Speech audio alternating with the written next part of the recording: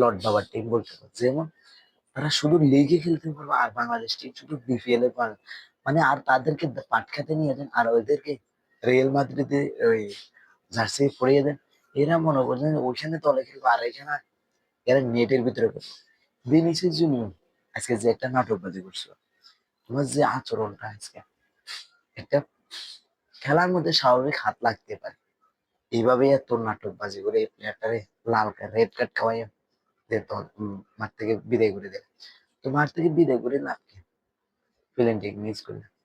তো মানে এরা দলের জন্য খেলে না, এটা শুধু সবচেয়ে আমার মনে হয় যে এরা নিজের নিঃস্বার্থে খেলে, নিজের স্বার্থের জন্য খেলে।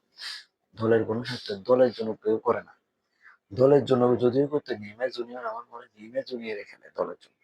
আর প্রত্যেকটি প্লেয়ার ব্রাজিলে যায় দেখেন, ধরে যত বালসাল আছে সব রিয়াল মাদ্রিদের জন্য খেলে, আর দলের জন্য কখনোই খেলে না।